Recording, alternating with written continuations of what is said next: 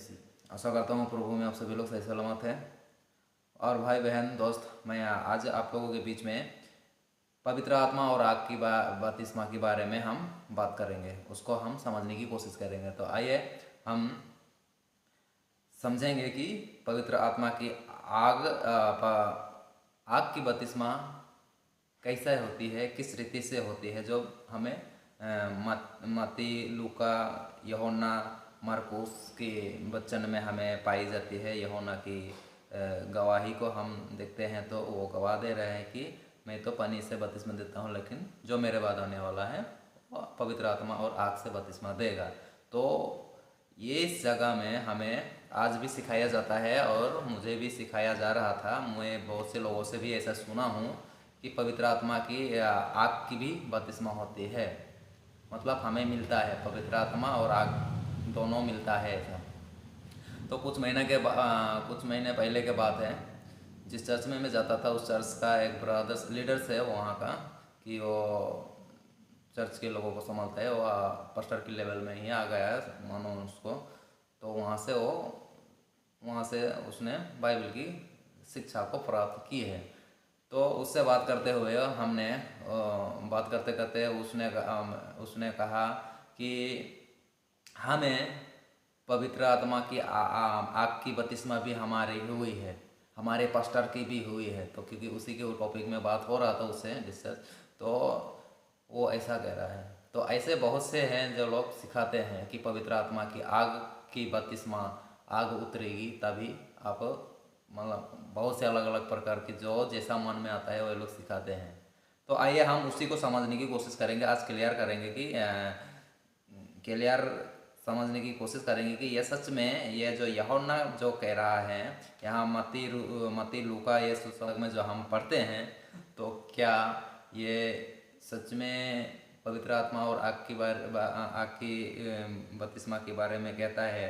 तो कौन सी बपतिस्मा को कह रहा है ये, उसको हम समझने की कोशिश करेंगे। तो आइए हम जल्दी से, आप लोग इस साइड स्क्रीन में देखिए बच्चन को और पढ़िए, और हम पढ़ते हैं। आइए लूका का 3:16-17 को हम पढ़ कर देखते हैं। तो यूहन्ना क्या कहता है इसमें। हाँ, तो यूहन्ना ने उन सब के उत्तर में कहा, मैं तो तुम्हें पानी से बपतिस्मा देता हूँ, परंतु वो आने वाला है, कौन? यीशु, जो मुझसे शक्तिशाली है। मैं तो इस योग्य भी नहीं कि उसके जूतों का फीता खोल सकूं। वो तुम्हें पवित्र आत्मा और आग से बपतिस्मा देगा। ऐसा बोलते हैं और ऐसा बोलते हैं तो हम फंस जाते हैं। अरे हाँ, यहाँ तो बच्चन में तो ऐसे ही लिखा है, ऐसा हम कहते हैं और फंस जाते हैं। और बहुत से लोग फंसे हुए भी हैं। तो ये पवित्र आत्मा मिलता है, ये तो हमें मालूम चलता है, पवित्र आत्मा को हम समझते हैं। लेकिन ये आग की जब कॉन्सेप्ट आ जाता है, आग भी उतरता है ऐसा कहते हैं, तब हमें समझ में नहीं आता। समझ में नहीं आता, मतलब ये इन लोग का शिक्षा कैसा है हमें समझ में नहीं आता इनका। तो कहते हैं कि हमें पवित्र इस आग का बपतिस्मा हुआ है, मुझे आग की बपतिस्मा हुआ है, ऐसा कहते हैं, ऐसा सिखाते हैं भी। और कुछ कमी घटी तुम्हारे जीवन में अगर यदि देख जाए तो वो दिख जाए उनको, और आप कुछ कहो, बताओ उनको अपनी कमी घटियों को, तो उन लोग कहते हैं तुम्हें पवित्र आत्मा की बपतिस्मा, आग की बपतिस्मा नहीं हुई है, तुम प्रार्थना करो कि आग की बपतिस्मा तुम्हें मिले। तुम्हें आग की बपतिस्मा मिलेगा तो ये सब ठीक हो जाएगा, ऐसा कहते हुए मैं सुना हूँ। और क्या बोलो ऐसे।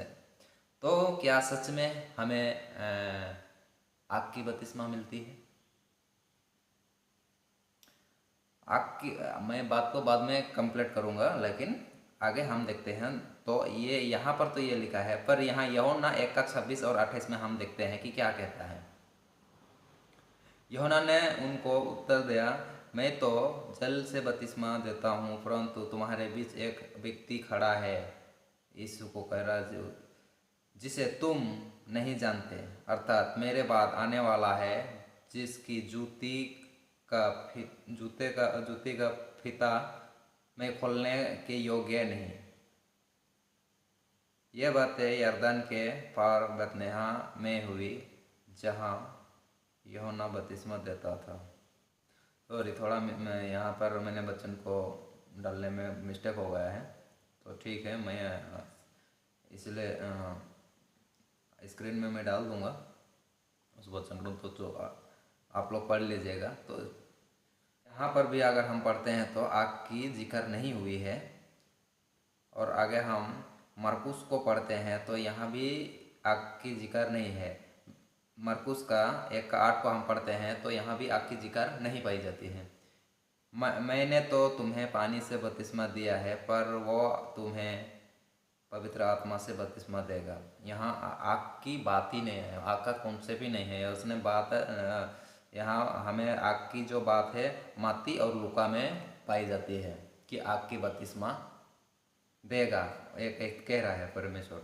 तो हम लूका में जो हम पढ़े हैं कि आग से बपतिस्मा देगा। पवित्र आत्मा हमें मिला, आप सभी को पता है कि पवित्र आत्मा हमें मिला, जब विश्वास किया तभी मिला।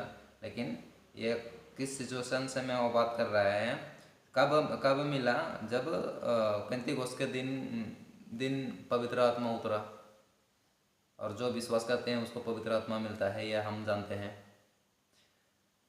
तो बपतिस्मा की जो बात है, तब तक क्या था? पवित्र आत्मा नहीं उतरा था, है ना, ये सब हम जानते हैं। तो यीशु आने का बाद उसके आने के बाद उसका स्वर्ग रेहाना होने की बाद में ही क्या हुआ? हमें पवित्र आत्मा मिला। और आग वो हम प्रेरितों के काम में पढ़ेंगे, उसको भी मैं वचन से हम देखेंगे।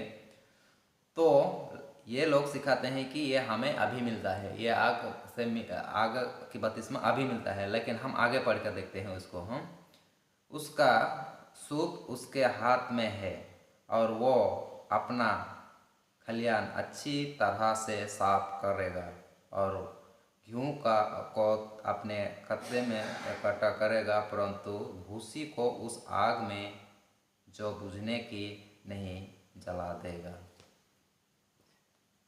तो हम जानते हैं कि बपतिस्मा क्या है। बपतिस्मा क्या है? एक मृत्यु है। बपतिस्मा लेने से हम इस शारीरिक अभिलाषाओं से हम मर गए हैं, और आत्मिक जीवन अब जो है जी रहे हैं। तो बपतिस्मा लेने का मतलब क्या है? हम शुद्ध किए गए हैं, पानी में जब डूबे गए हैं तो हम मर गए हैं, इस संसार से मर गए हैं। अब हम आत्मिक है, सांसारिक नहीं है ना।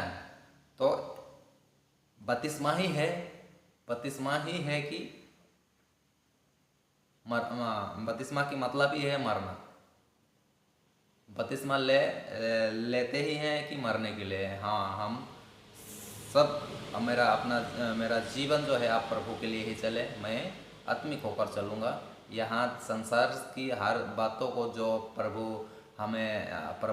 की आगे ठीक नहीं है, घृणा करता है, उस चीज़ से जो आज्ञा उसने दी है, जो हमें दूर रहना है, हम उन कामों से जो पहले नहीं जानते थे तो करते थे, पर अब जान गए तो हम उस काम से मर गए, यानी हम उसको नहीं करेंगे। मर गए और जी उठे तो किसके लिए जी उठे? यीशु मसीह के लिए। अब जिंदा कौन है?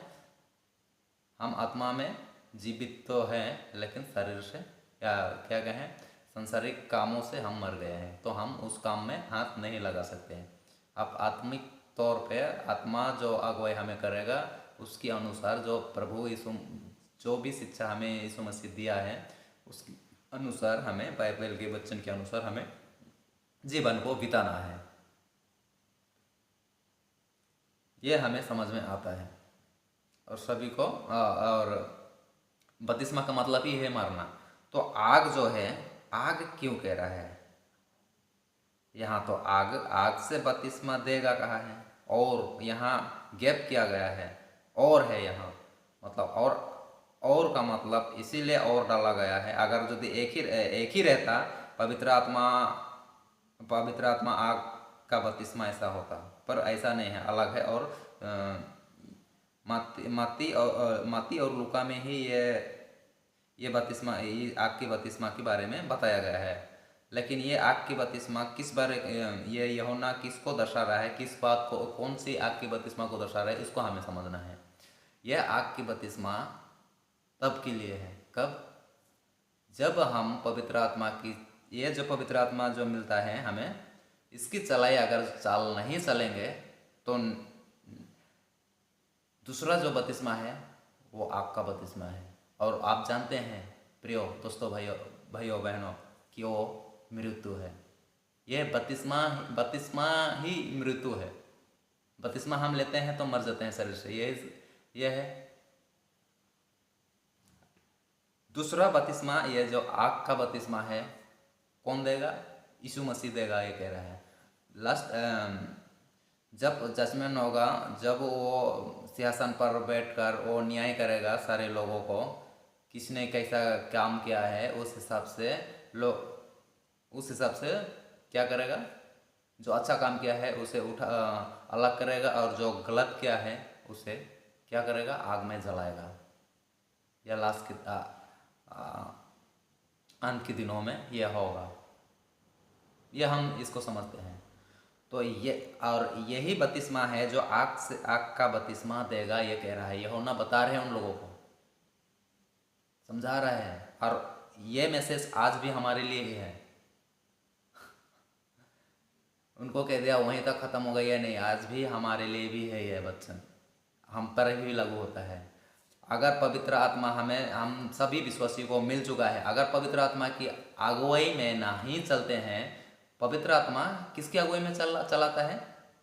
पिता परमेश्वर की वचन की अनुसार हमें चलने के लिए सलाह कर देता है। जो पिता परमेश्वर को अच्छा लगता है, जो प्रभु यीशु को जो भाता है, वही बात को लेकर हमें चलने के लिए अगुवाई करता है पवित्र आत्मा। इसीलिए ही दिया गया है कि हम सही और बुरे को ठीक से समझे और चले।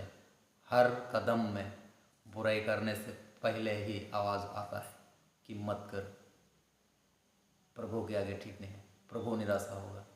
यह आवाज़ कौन देता है? पवित्र आत्मा देता है। हर अच्छे बातों को वचन से लेकर वो बोलता है नहीं करने के लिए। और बहुत बार हम लोगों से वचन से बात करता है पवित्र आत्मा के, यहाँ लिखा है, ऐसा नहीं करना, ऐसा करना है, ऐसा करना है।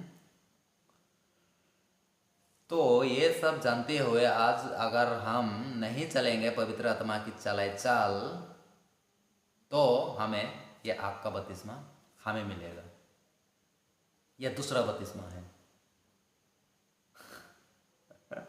तो इस बात को यूहन्ना कह रहा है इजराइलियों को कि जो मेरे बाद आने वाला है वो पवित्र आत्मा और आग की बपतिस्मा देगा।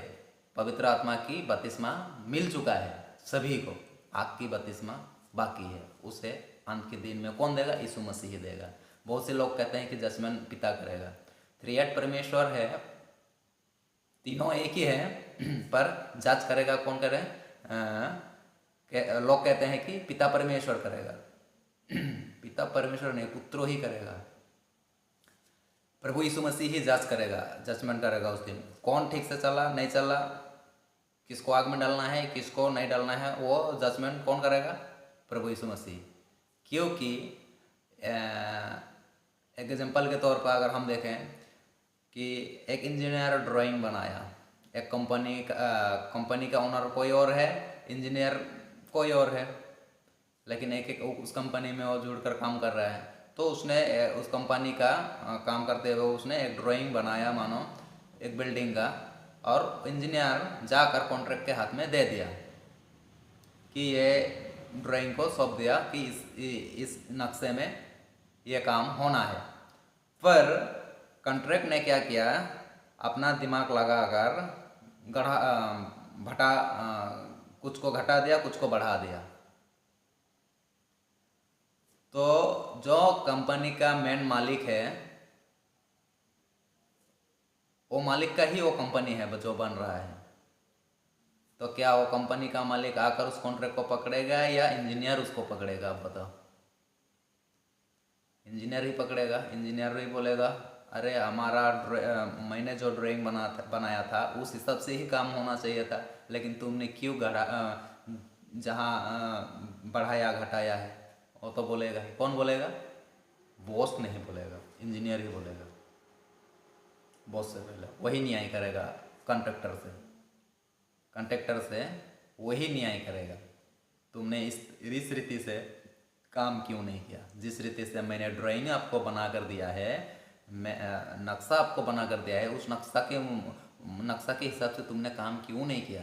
पूछेगा कौन? इंजीनियर। क्योंकि ड्राइंग बॉस ने ही दिया हमें ड्राइंग जो दिया है इंजीनियर के हाथ से मिली है। लेकिन जो इंजीनियर है वो बॉस के साथ मिला हुआ है, उस हिसाब वो दोनों बात को पक्का कर ही और जो ड्राइंग है वो जो प्लान है उसको पास किए हैं, तब जाकर कॉन्ट्रैक्ट के हाथ में ये नक्शा मिला है। इसी तरह प्रभु यीशु मसीह ने पिता परमेश्वर से जो हमारे लिए अपना लहू को बहाया, उन दोनों ने बात किया। उन दोनों की प्लान से उनकी प्लान से ही ये काम हुआ। उनके प्लान से ही परमेश्वर ने आकर यीशु मसीह ने अपना लहू बहाया, अपना रास्ता कैसे चलना है, पिता को प्रसन्न करने वाला सारे बातों को उसने सिखाकर उसने क्या किया? क्रूस पर लहू बहाया हमारे लिए, आपके और हमारे लिए, और ऊपर से पवित्र आत्मा भी दे दिया। और अंत के दिन में आग में डालने वाला भी ये यीशु मसीह होगा। ये प्रभु यीशु मसीह ही हमें चुन कर डालेगा। अरे हमने जिस ड्राइंग को दिया था, जिस मैप को दिया था, उस हिसाब से तुमने काम क्यों नहीं किया, वो पूछेगा। मैप के हिसाब अगर हम देखते हैं तो वो मैप जो है हमारे अंदर जो है बसा हुआ पवित्र आत्मा, आज के दिन में हमारे अंदर जो बसा हुआ है वो पवित्र आत्मा वो मैप का काम कर रहा है। और नक्शा को हम उसके द्वारा देखेंगे कि परमेश्वर के नक्शा कैसा बनना है, वैसा हमें करना है, तभी हो सकता है इंजीनियर के मुताबिक बिल्डिंग। यह है कौन सा? इसको कह रहा है कि वो आएगा कि आग का बपतिस्मा देगा, इसलिए कह रहा है लोगों को सावधान हो जाओ। इस बात को पूरा आप सुनिएगा, तभी आपको भी समझ में आएगा कि यह क्यों कह रहा है। यहाँ सभी ने नहीं लिखा, ना योना ने लिखा, ना मरकुस ने लिखा है, यहाँ दो आदमी ने लिखा। मत्ती लूका एक इस बात को कोट कर रहे हैं। तो अगर हम नीचे पढ़ते हैं तो देखो क्या कहता है। उसका सूप उसके हाथ में है, हमने पढ़ा ना, उसके हाथ में है, और वो अपनी खलियान अच्छी तरह से साफ करेगा, अच्छी तरह से साफ करेगा, यानी थोड़ा भी भूसा नहीं चलेगा।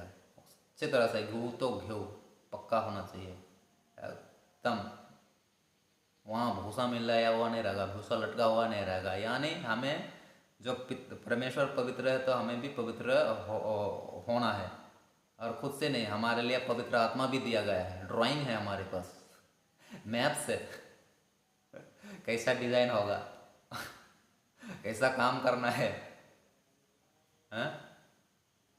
जब न्याय होगा तो यीशु मसीह ही रहेगा, पिता परमेश्वर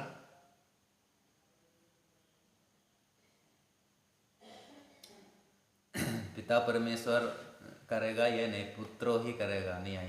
किसको पिता के पास लेकर जाना है, किसको लेकर नहीं जाना है। बुलाया तो सबको है, सभी को मौका दिया प्रभु यीशु मसीह ने, अपना दिल खोल कर अपना प्राण ही दे दिया।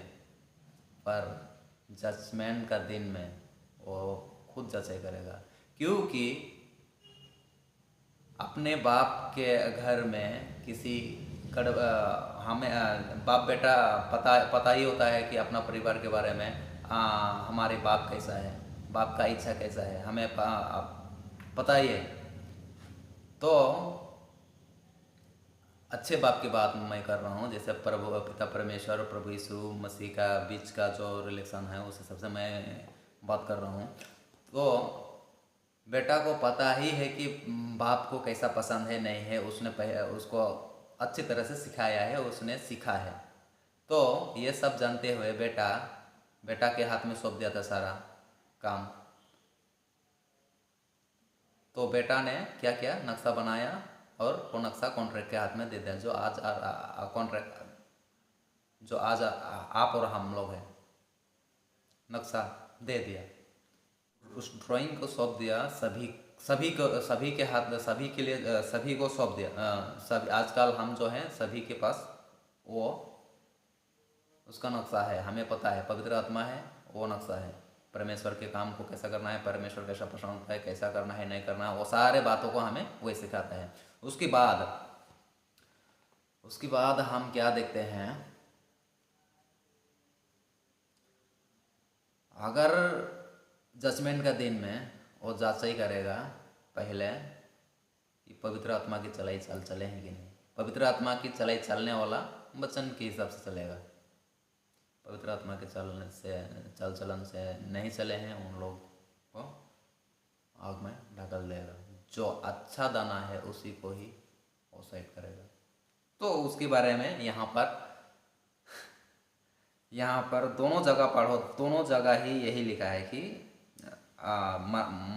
मत्ती का 3:11-12 को हम पढ़ के देखते। तो पानी से तुम्हें मन फिराव का बपतिस्मा देता हूँ, परंतु जो मेरे बाद आने वाला है वो मुझसे शक्तिशाली है, मैं उसकी जूती उठाने का योग्य नहीं। वो तुम्हें पवित्र आत्मा और आग से बपतिस्मा देगा। यहाँ भी यही कहा है, पवित्र आत्मा और आग। पवित्र आत्मा मिल चुका है और आग से बपतिस्मा मिलने वाला है। पवित्र आत्मा मिल चुका, हम बपतिस्मा लिए, मर गए हैं इस संसार के लिए, आप परमेश्वर के लिए हम जीवित है।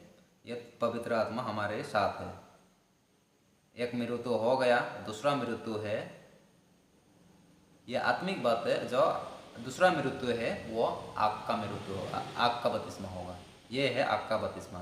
तो आगे हम देखेंगे, उसका सूप उसके हाथ में है और वो अपना खलिया अच्छी रीति से साफ करेगा और अपना गेहूं को तो खत्तों में इकट्ठा करेगा, परंतु भूसी को उस आग में जलाएगा जो बुझने की नहीं। बस यहीं पर उत्तर है कि आग की बपतिस्मा को क्यों कहा गया, यहीं पर उत्तर है। लेकिन नहीं, लोग कहते हैं जब हम बपतिस्मा लिया तो पवित्र आत्मा और आग की बपतिस्मा मिला, हम पर आग उतरी थी। दोस्तों, इस धोखे में से निकल जाओ। क्यों जबरदस्ती अपने ऊपर आग बरसाने को ले कह रहे हो? सौदम और अमरा के ऊपर जो आग बरसा था उस रीति से आपके ऊपर भी बरसे, ऐसा सोच रहे हैं क्या? वो आग, ये जो यूहन्ना बता रहे, ये नरक की आग की बात को बता रहा है। ये दूसरा मृत्यु की बात को, मृत्यु के बारे में कह रहा है, उसको दर्शा रहा है, वो नरक की आग को दर्शा रहा है। यहाँ की आग के बारे में अगर हम देखते हैं तो ठीक है। आगे हम और एक वचन को मैंने कुछ वीडियो को भी रखा है, तो आप लोग देखिएगा, उसको भी ध्यान कीजिएगा कि ये कैसा है, नरक का आग न्याय कैसे कर रहा है यीशु मसीह, उसको आप देखते रहिएगा।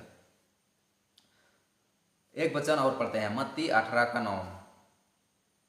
और यदि तेरी आंखें तुझे ठोकर खिलाए तो उसे निकाल कर फेंक दे, काना होकर जीवन में प्रवेश करना तेरे लिए इससे भला है कि 2 आंख रहते हुए तू नरक की आग में डाला जाए। सॉरी, थोड़ा पढ़ने के लिए मिस्टेक होता है हमारा हिंदी, तो इसके लिए मैं समझ सकता हूँ। आप लोग खुद ही पढ़ लीजिएगा क्योंकि मैंने स्क्रीन पर वचन को रखा है। तो यहाँ आग में डाला जाएगा, नरक की आग में डाला जाएगा। ठीक है, आइए हम प्रेरितों के काम 2 अध्याय 2 से लेकर 4 तक वचन को पढ़ते हैं कि यहाँ क्या हुआ था। और अचानक आकाश से बड़ी आंधी के समान सनसनाहट का शब्द हुआ और उससे सारा घर जहां वो बैठा था गूंज गया और उन्हें आग की समान जीप फटती हुई दिखाई दी। आग की समान जीप फटते हुए दिखाई दी। देखो, इस वचन को भी कोट करते हैं ये लोग, इसलिए हमें समझना। पहले एक बार पढ़ लेता हूँ पूरा। और उनकी दिखाई दी और उनमें से हर एक पर आ ठहरी और वह सब पवित्र आत्मा से भर गए और जिस प्रकार आत्मा ने उन्हें बोलने की समर्थ दी वो अन्य अन्य भाषा बोलने लगे। अन्य अन्य भाषा, ये पृथ्वी में बोले जाने वाले भाषा है। अन्य अन्य अन्य अन्य अन्य अन्य अन्य जाति, अन्य अन्य भाषा। यह नहीं राबा शाबा रखा लाबा, ये वाला नहीं। अन्य अन्य जाति, अन्य अन्य भाषा, अन्य अन्य भाषा बोलने लगे। इसको भी कहते हैं, देखो, पवित्र आत्मा और आग उतरी थी वहां पर पेंतीकोस्त का दिन में, आग उतरी थी। यहाँ बच्चों को ठीक से पढ़कर देखते हैं तो आग आग क्यों उतरी थी और कहाँ पर उतरी थी, किस लिए उतरी थी, उसको समझ में आ जाता है। देखिए, हम पढ़ते हैं, कहाँ पढ़े थे, आगे पढ़ते हैं, हम देखते हैं उसको, आग वाले के बारे में। और उन्हें आग के समान जीभ फटती हुई दिखाई दी। जीभ फटते हुए आग के समान। जब उन लोगों प्रार्थना कर रहे थे, तब जब पवित्र आत्मा ने उतरा तो उनको एक सामर्थ मिली। ऐसा सामर्थ मिला कि वो लोग बोलने लगे, सब बोलने लगे, अन्य अन्य भाषा, अन्य अन्य जाति के भाषा में बोलने लगे।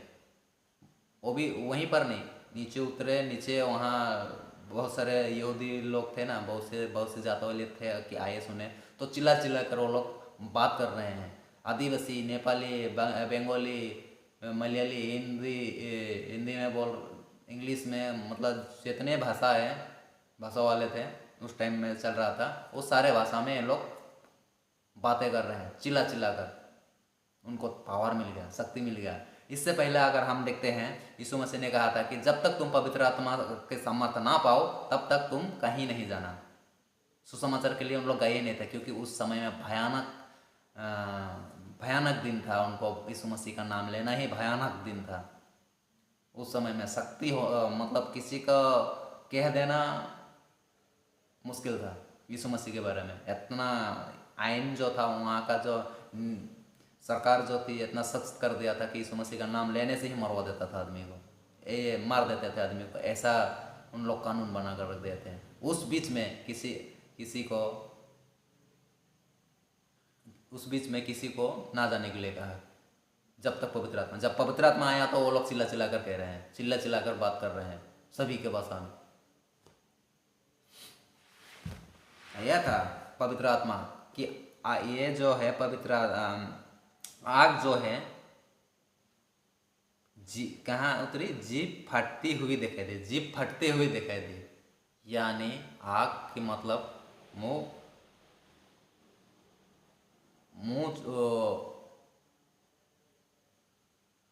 उन्होंने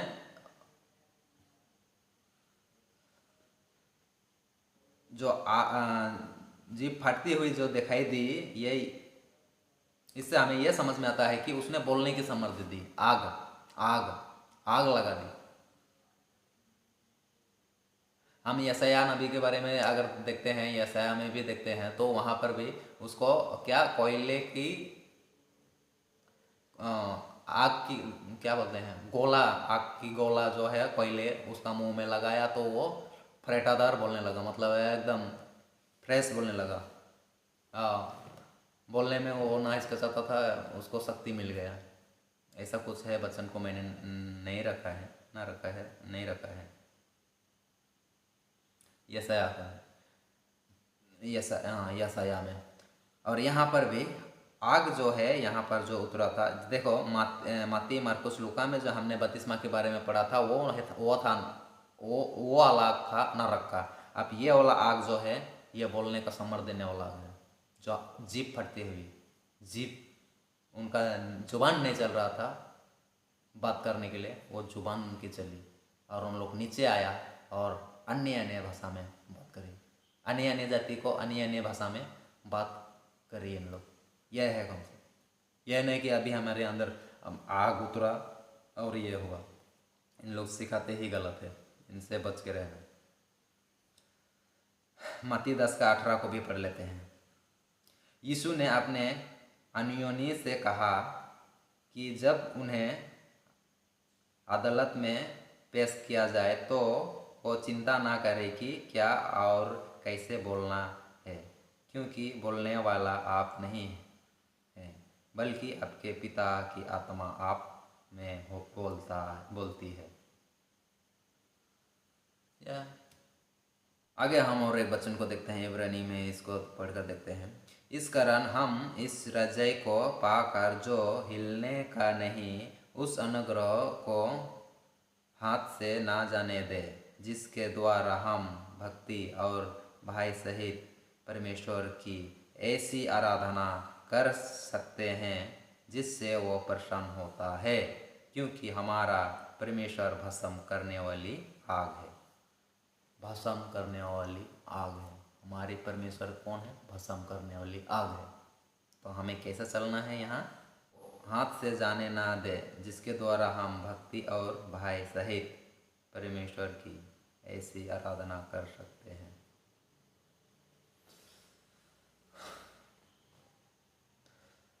तो आशा करता हूँ आप लोगों को हो सकता है क्लियर में समझा नहीं सकता हूँ, लेकिन जो हकीकत है वो यही है जो ये लोग सिखा रहे हैं। जो पवित्र आत्मा और आग की बपतिस्मा होती है, ऐसा नहीं है। पवित्र आत्मा मिलता है। बपतिस्मा के जो शब्द है वो मृत्यु है, जो हम मरते हैं। बपतिस्मा लिए तो मर गए, जीवित है तो आत्मा में है, हमें इसको समझना है। दूसरा ये आग का बपतिस्मा जो है ये दूसरा मृत्यु है, इसे हमें समझना है। दूसरा मृत्यु कहाँ होगा? नरक के कुंड में होगा। और वो बपतिस्मा कौन देगा? यीशु मसीह ही देगा। यीशु मसीह देगा। जब जजमेंट का दिन होगा तो उस दिन, जिस दिन न्याय होगा, उस दिन यीशु मसीह ही वो बपतिस्मा को देगा, अनंत मृत्यु। यह दूसरा बपतिस्मा है। इसके बारे में यहाँ मत्ती, लूका, यूहन्ना, मरकुस, ये सब जो पुस्तक में यूहन्ना बपतिस्मा देने वाला ने जो गवाह दी है, जो बताया है, वो वाला बपतिस्मा जो आग का बपतिस्मा है वो नरक की आग की बपतिस्मा के बारे में बताया है। इसको हमें समझना है। यह नहीं कि हमें पवित्र आत्मा और आग मिलता है, नहीं मिलता है। लेकिन प्रेरितों के काम में जो हम देखे हैं, प्रेरितों की काम 2 अध्याय को जो हम देखे हैं, वहाँ पढ़े हैं, वहाँ की जो आग और पवित्र आत्मा की बात हो रही है जो उतरी उस दिन, तो वो है जो पवित्र आत्मा उतरी और उन्हें आग की सी जीभ फटती हुई दिखाई दी, ऐसा लिखा है। यानी उनको बोलने का सामर्थ्य मिली, उनको बोलने की शक्ति मिली। उनका जुबान जो है नहीं चल रहा था, लड़खड़ा रहा था, डर रहा था। उन लोग का जुबान ऐसा खुलने लगा कि उन लोग जाति बाई जाति के ऊपर उनकी भाषा में ही उन लोग मुंह तोड़ कर जवाब दे रहे हैं कि परमेश्वर का महिमा कर रहे हैं और बता रहे हैं कि ये सच्चा परमेश्वर है। तो यह है कॉन्सेप्ट, उसका यह है प्लान था। ये वचन इसको हमें दर्शाती है और प्लान परमेश्वर का यही था। तो हमें इसको समझना है। आजकल की जो शिक्षा दे रहे हैं, इन शिक्षा से हमें बचना है। आप लोग सोच रहे हैं कि आप बहुत बड़े बाइबल के ज्ञानी हैं, तो मैं कहता हूँ भाई बहन दोस्तों, मैं इतना बड़ा ज्ञानी नहीं हूँ। लेकिन जहाँ तक मैं समझता हूँ तो हम उसको हम आपके आगे रखते हैं कि क्योंकि हम फंस ना जाए। किसी को 5 तोड़े, किसी को 2, किसी को 1 तोड़े मिला है। इसका मतलब हम सभी को जो प्रभु में है मिला है। किसी को 5, किसी को 2, किसी को 1, किसी को 4, इस तरह से मिला है। तो हमें 1 तोड़ा भी मिला है तो हमें दूसरों तक पहुंचाना ही है, बताना ही है। यह नहीं कि हमें 5 तोड़ा ही मिलेगा तभी हम किसी को बताएंगे। बताने में कोई ये बात नहीं है। बात करने में परमेश्वर की बारे में बात करने में, सही और गलत के बारे में बात करने में ही हमारी भलाई है। हम जान पाए, आपको जानकारी दें। आशा करता हूँ आप सभी लोग, भाई बहनें लोग, समझने की कोशिश कर रहे हैं, और हो सकता है मैं क्लियर आप लोगों को समझा नहीं पाया हूँ, तो मैं कृपा करके क्षमा चाहता हूँ, क्योंकि मेरा भी हिंदी में बात करने में थोड़ा लड़खड़ापन आता है, लड़खड़ाता हूँ मैं भी थोड़ा हिंदी में। तो ओके, सभी को जय मसीह।